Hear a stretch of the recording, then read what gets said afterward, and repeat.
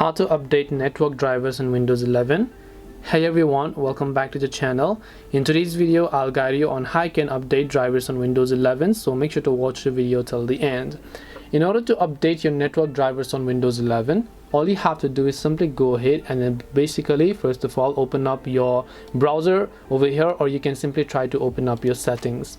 Once you open up settings, all you have to do is first of all go to Windows Update, check if there is even a tiny bit of update available and make sure to update it. After that, go to Advanced Options, go to Optional Updates. If there are any sort of optional updates, I want you to install those as well. If this doesn't help, then you can simply try going to this option known as Device Manager here.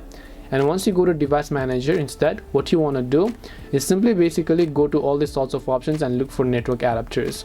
Once you go to network adapters, you should be able to find all this, where you can simply right click on your network adapter, click on update driver, search automatically for drivers, and repeat the process for all the network adapters that are actually installed on your device.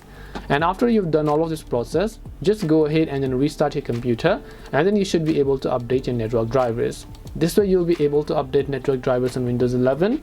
Hope this video was very helpful. If you have got any more questions, feel free to leave them down. Thank you very much for watching till the end of this tutorial, and see you soon in our next video.